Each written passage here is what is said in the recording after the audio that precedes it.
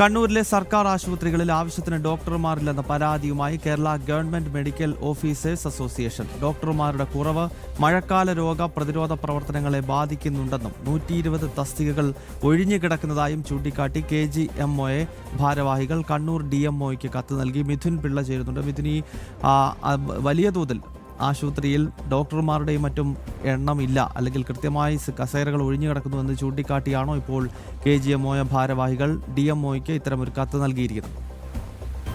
തീർച്ചയായും ഗൗതം, കണ്ണൂർ ജില്ലയിലെ സർക്കാർ ആശുപത്രികളിൽ വേണ്ടത്ര ഡോക്ടർമാരില്ല എന്നുള്ളൊരു കാര്യം തന്നെയാണ് KGMOA കണ്ണൂർ DMOയ്ക്ക് നൽകിയ ഈ ഒരു കത്തിൽ പറഞ്ഞിരിക്കുന്നത്.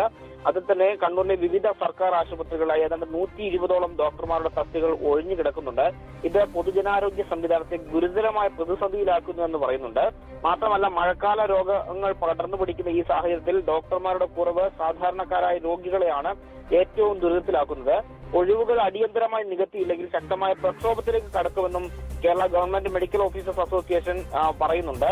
താലൂക്ക് ആശുപത്രികൾ ഉൾപ്പെടെയുള്ള പ്രധാന ആരോഗ്യ കേന്ദ്രങ്ങൾ സമാനമായ അവസ്ഥയാണ്, അല്ലെങ്കിൽ സമാനമായ പ്രതിസന്ധിയാണ് നേരിടുന്നതെന്നും അവർ പറയുന്നുണ്ട്. ഏതായാലും ഇത് ഏതൊക്കെ ആശുപത്രികളിലാണ് പ്രധാനമായും ബാധിക്കപ്പെട്ടിട്ടുള്ളതെന്ന് അക്കമിട്ട് നിരത്തിക്കൊണ്ട് തന്നെയാണ് നിലവിൽ കണ്ണൂർ DMOയ്ക്ക് ഇത്തരം ഒരു കത്ത് നൽകിയിരിക്കുന്നത്. ഗൗതം.